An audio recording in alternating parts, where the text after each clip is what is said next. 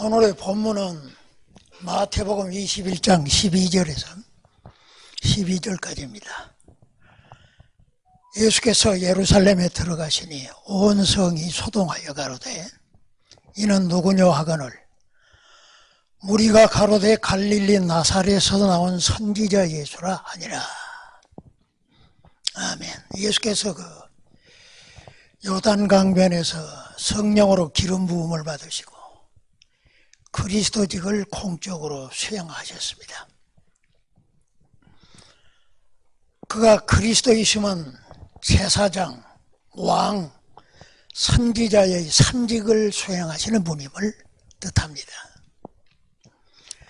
예수께서 그리스도이심으로 우리의 유일한 믿음의 주이십니다. 왜냐하면 예수 그리스도만이 우리의 구속자요, 우리의 구원자이시기 때문입니다.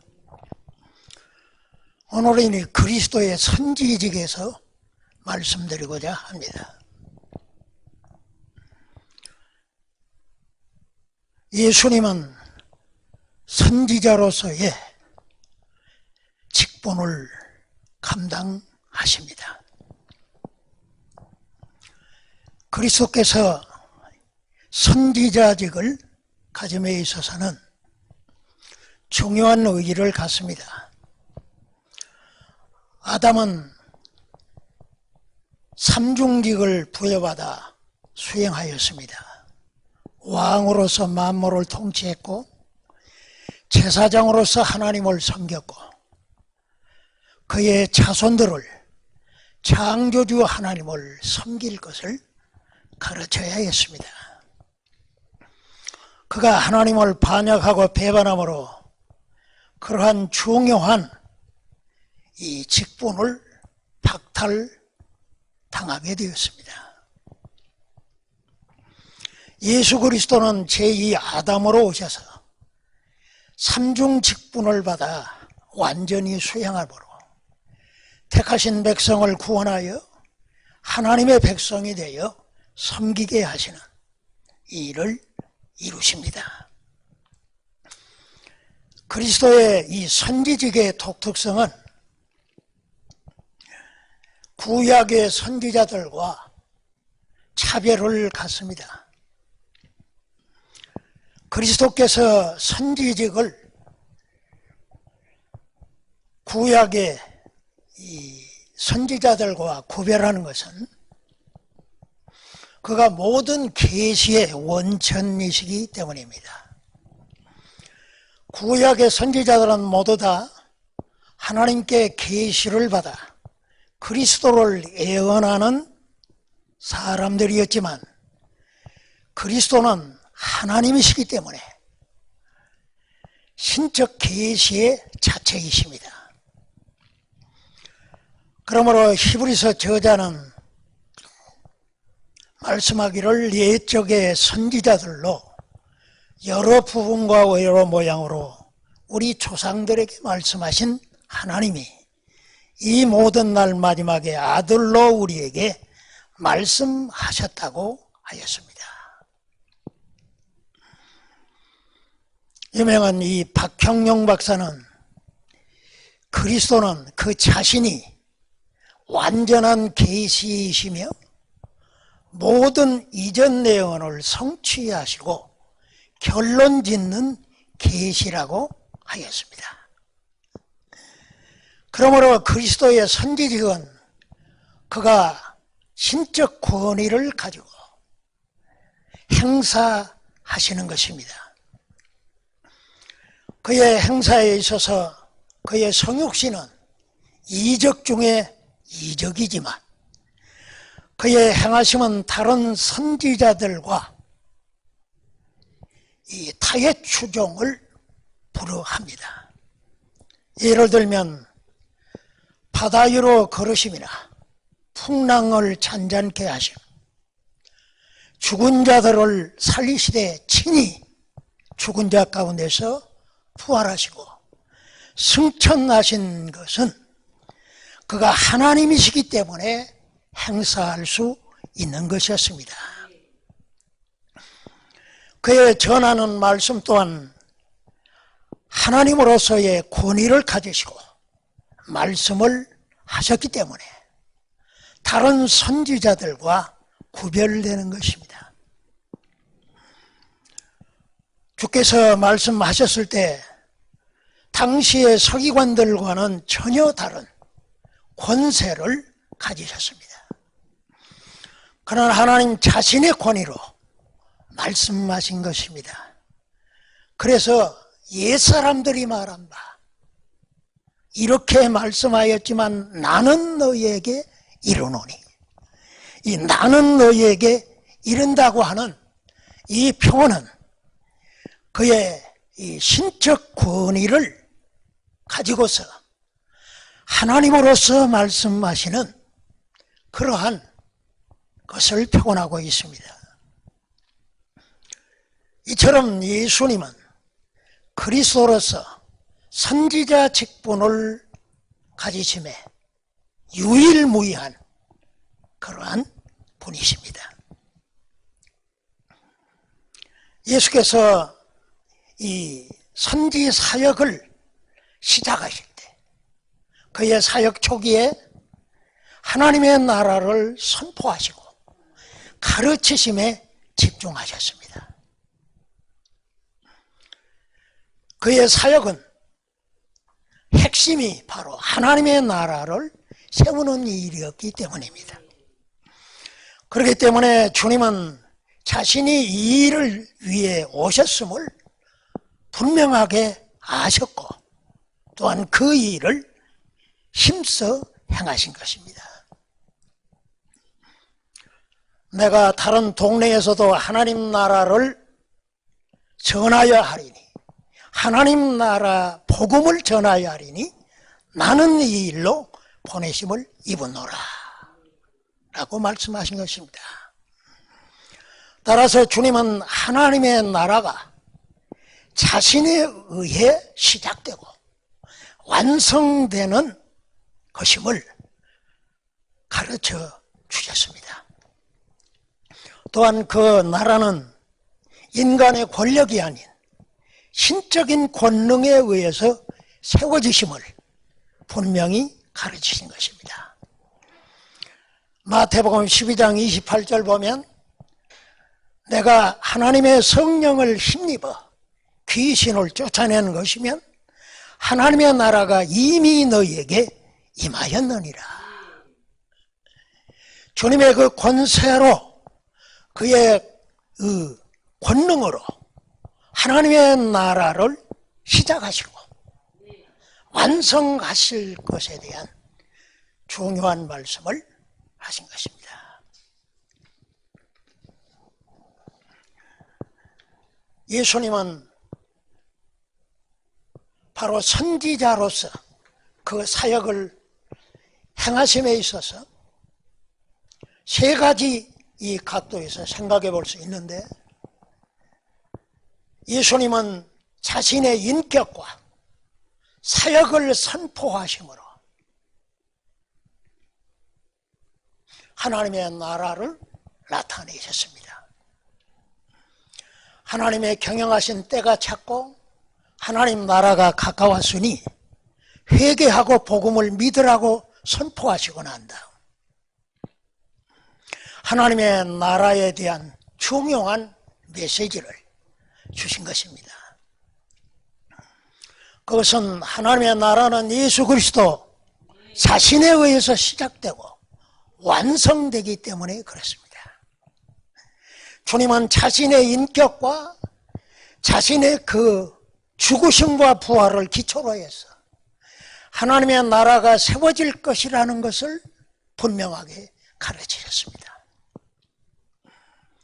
하나님의 나라는 인간의 무력과 폭력에 의해서 세워지는 것이 아니고 자신의 희생과 피 흘리심으로 세워지는 것임을 강조하신 것입니다. 그러므로 주님은 제자들에게 자신의 죽으심과 다시 사심을 부각을 시키셨습니다.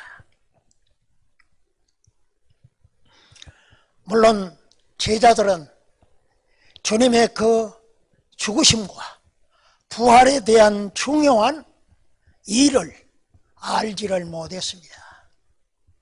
그러나 주님은 분명히 제자들에게 자신의 죽으심과 부활을 통하여 하나님의 나라가 세워질 것을 분명히 가르치는 것입니다.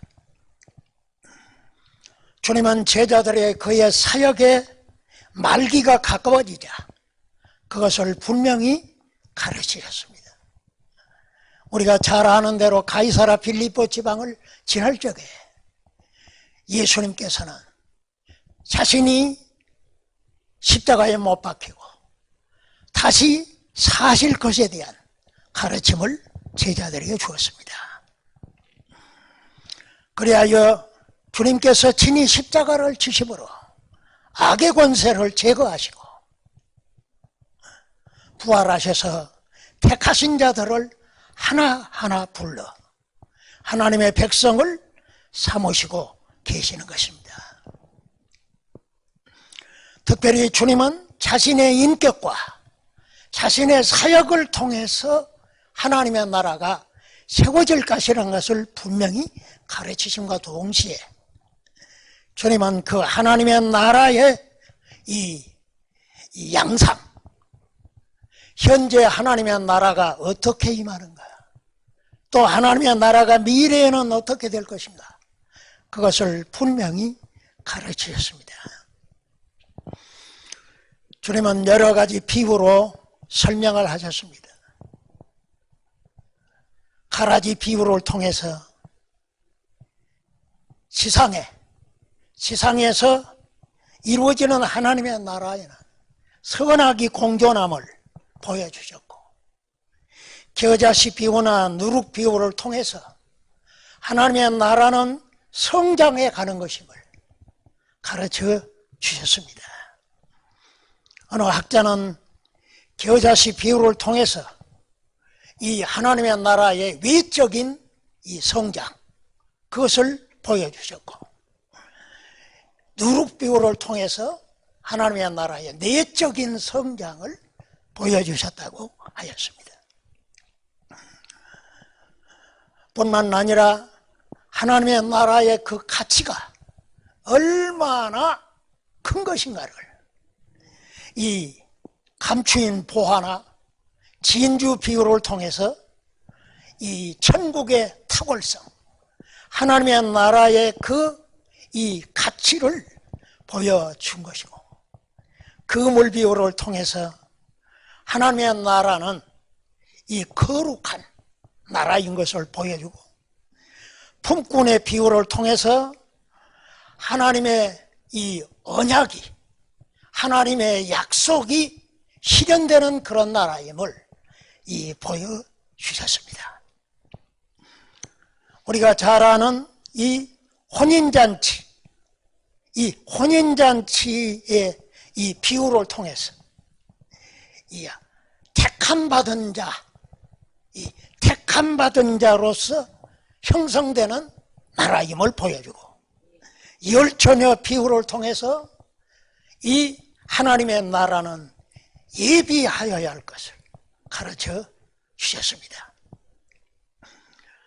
달란트 비유를 통해서 하나님의 나라에 충성할 것과 양과 염소를 비유를 통하여 천국의 이 심판, 이것을 보여주셨습니다. 하나님께서 이 하나님의 나라의 이러한 이 가르침은 너무나도 이 현실감 있게 알아듣기 쉽게 주님은 가르쳐 주셨습니다. 그러나 이 하나님의 나라를 아는 것은 선택받은 자들의 것임을 분명히 하셨습니다. 주님이 아무리 쉽게 하나님의 나라를 가르쳐주고 보여준다 할지라도 선택받은 자만이 그 천국의 비밀을 알고 그 천국의 가치를 알고 그 천국의 위대함을 알게 되어지는 것입니다. 주님은 그 나라를 주시기 위하여 오셨습니다. 자신을 믿고 자신을 왕으로 영접하는 그들에게 그 나라를 주시기를 기뻐하심을 평언하셨습니다. 적은 무리여 무서워 말라. 너희 아버지께서 그 나라를 너희에게 주시기를 기뻐하시느니라. 하나님 아버지께서 그 나라를 주시기 위하여 다시금 하나님의 백성으로 받아주시고 하나님께서 친히 그들의 하나님이 되셔서 함께 사시고 그 영광을 나타내 주시는 귀한 역사를 보여주신 것입니다. 주님은 그 나라를 그렇게 소상히 가르쳐 주시고 그 나라가 현재에도 이루어지고 또 미래에 완성되어질 것을 보여주셨습니다. 뿐만 아니라 주님께서는 선지자로서 이 율법을 정확하게 해석해 주셨습니다. 그 이유는 하나님의 백성은 바로 주의 계명을 지키며 살아야 하기 때문에 그랬습니다. 우리가 잘 아는 산상수훈을 통해서 주님은 율법에 대한 정확한 이해에 이르도록 소상하게 가르쳐 주셨습니다. 주님의 주신 그 율법은 물리적으로만이 아니라 영적으로 지켜져야 함을 분명히 가르쳐 주신 것입니다. 주님께서는 율법 아래 나시고 그 율법에 완전히 순종하시면서 가르쳐 주셨습니다. 그러므로 그리스도는 율법의 완성자이십니다. 자신이 율법을 주신 분임에도 불구하고 사람이 되어 오셔서 그 율법에 완전 순종하심은 자기 백성들을 위함이었습니다. 뿐만 아니라 하나님의 백성된 사람들이 율법을 정확하니 이해하고 깨달아서 지켜야 하기 때문에 그 당시에 율법에 대한 잘못된 가르침들을 이제 수정하고 사람들이 율법에 무리하게 추가했던 것을 다 제거하셨습니다. 그리고 그 율법을 정확하게 의미하는가가 무엇인가를 분명히 가르쳐 주신 것입니다.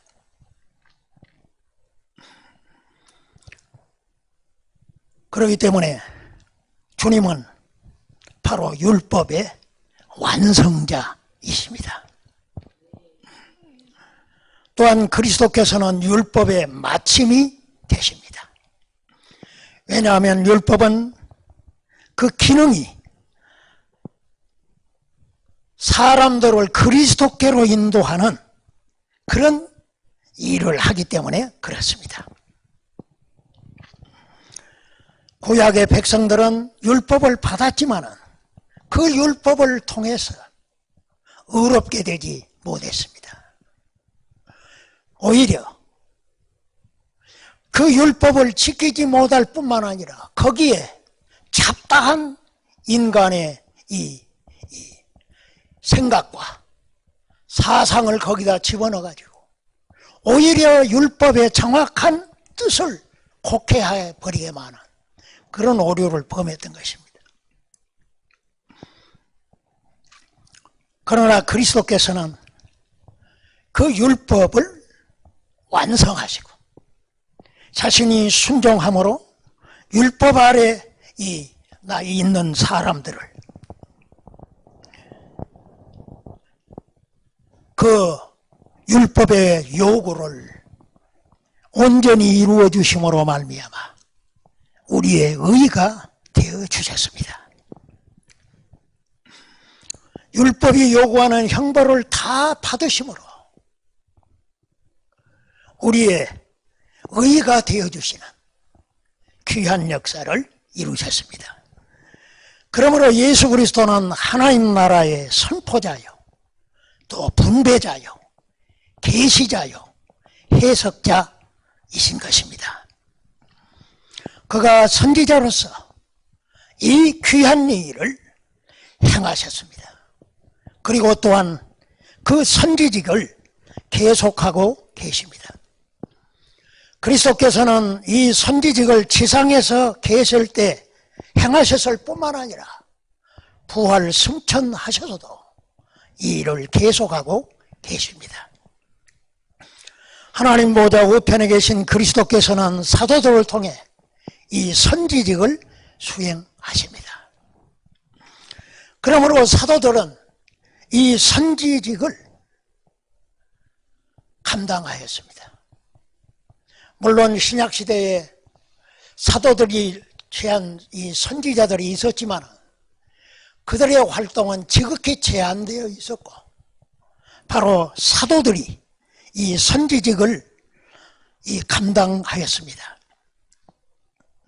사도들은 그리스도의 인격과 그의 사역을 선포하고 가르치는 일을 충실히 수행함으로 이 선지직을 감당하였습니다.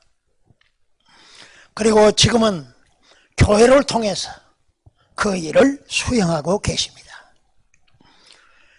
주님은 하나님의 나라를 선포하는 것이 무엇보다도 선행되어야 함을 제자들에게 분명히 하셨습니다. 어느 제자 중에 한 사람이 우리 부모를 장사하고 장례를 치르고 주님을 따를 수 있게 해달라고 하셨을 때 주님께서는 너무나도 분명하게 죽은 자들은 죽은 자들이 장사하도록 하고 너는 가서 하나님의 나라를 전파하라고 하셨습니다. 하나님의 나라를 선포하는 것은 바로 예수 그리스도의 인격과 그의 사역을 통해서 이루어지는 그 나라를 의미하는 것입니다. 교회는 사도들의 이 가르침, 그리스도에 대한 가르침을 전수받아가지고 세상에 선포하고 증거해야 할 중요한 임무가 있는 것입니다.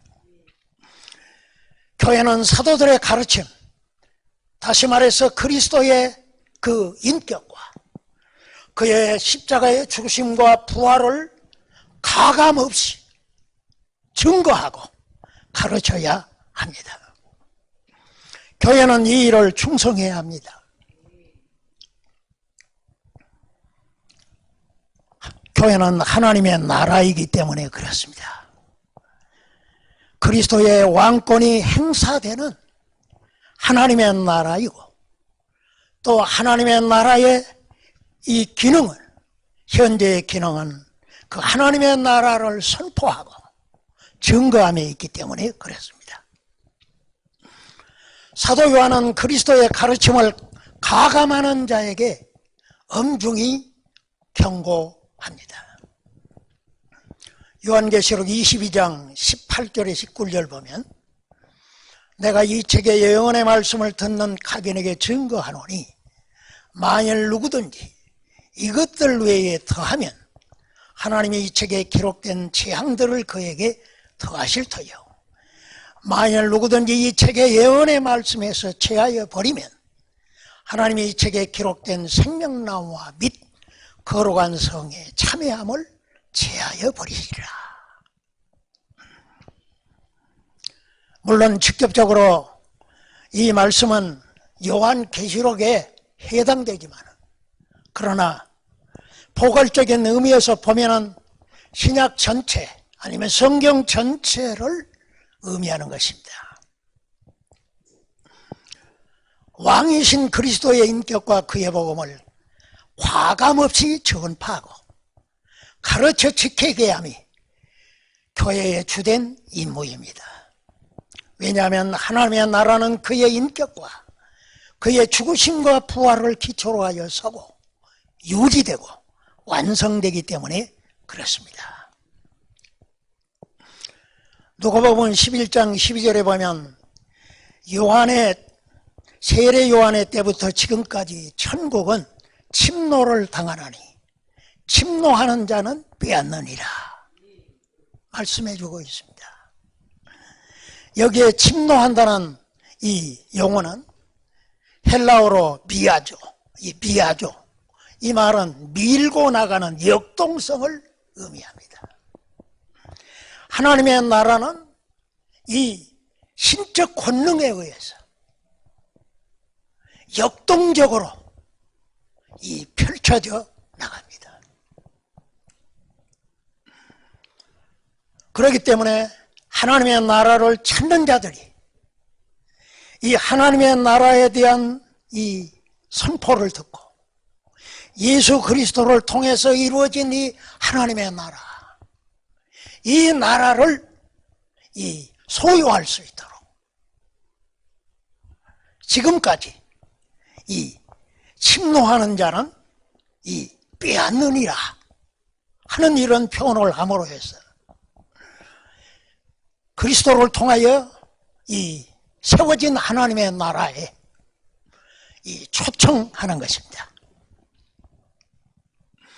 하나님의 나라를 구하는 자들에게 그 나라를 선포하고 증거함으로 해서 예수 그리스도를 자신의 왕으로 자신의 구주로 영접함으로 말미암아 하나님의 백성이 되어지는 이런 역사를 이루도록 하는 것입니다. 그리스도께서는 이와 같은 방식으로 그 선지직을 지금도 수행하고 계시는 것입니다.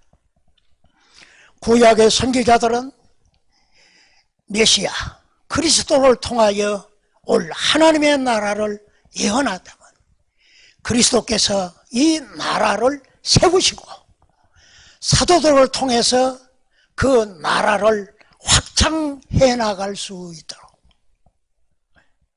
역사를 이루시면서 오늘도 교회는 그 바톤을 이어받아 하나님의 나라를 선포하는 이러한 일을 해야 하는 것입니다.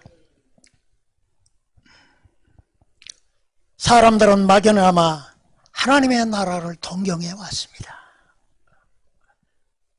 하늘 끝에 뭐가 있을까? 유대인들은 그 셋째 하늘에 하나님이 계신다고 생각했습니다. 그 하나님이 사람이 되어 오셨습니다. 하나님께서 직접 잃어버린 자기 백성들을 구원해서 자기 백성을 삼으시고 하나님의 나라를 세워서 확장함으로 말미암아 그 나라의 왕성함과 그 나라의 탁월함과 위대함을 보여주고자 하십니다. 오늘 우리들에게는 이 중요한 임무가 주어져 있는 것입니다. 예수 그리스도를 통하여 이루어진 하나님의 나라, 사람이 동경하고 사모하는 그 나라가 바로 예수 그리스도를 통하여서 그의 십자가와 죽으심을 통하여 그 나라가 세워지고 오늘도 하나하나 이 나라를 사모하고 갈망하는 자들에게 소유할 수 있도록 하는 일이 주어져 있는 것입니다. 그런 차원에서 교회는 바로 선지직을 감당해야 하는 것입니다. 오늘날 교회가 이 일을 등한히 한다면 주님께 책망받을 것이 분명합니다. 세례 요한의 때부터 지금까지 이 하나님의 나라는 신적인 역동성을 가지고서 움직이고 있습니다. 오늘도 복음을 전파하고 그 복음을 믿음으로 말미암아 구원받아 하나님의 백성이 되어지도록 하는 이러한 일이 오늘 우리가 감당해야 할 중요한 일인 것입니다. 그리스도는 선지직을 수행하고 계십니다. 주님이 오실 때까지 이 일은 계속되어질 것입니다. 거기에 교회는 바로 그리스도의 종들로서 이 사역을 감당해야만 하는 것입니다. 그것이 바로 오늘 이 하나님의 나라의 백성으로서 해야 할 중요한 임무이기 때문에 그렇습니다. 하나님 아버지, 오늘 우리에게 주어진 하나님의 나라, 그리스도께서 우리에게 오심으로 우리 안에 이루어지는 하나님의 나라를 우리가 경험하고 주의 백성으로 살 수 있는 복을 주심을 감사합니다. 주님의 그 놀라운 십자가의 피 흘리심과 부활의 권세를 통하여 우리에게 이루어지는 이 하나님의 나라가 더욱 확장되고 왕성해질 수 있도록 우리가 그리스도의 주신 선지직을 잘 감당할 수 있게 하여 주셔서 하나님의 나라를 확장하는 기수들이 되게 하여 주옵시고 그 종들로서 영원히 주의 그 백성임을 나타낼 수 있는 저희들이 되게 하여 주옵소서. 예수님의 이름으로 기도합니다. 아멘.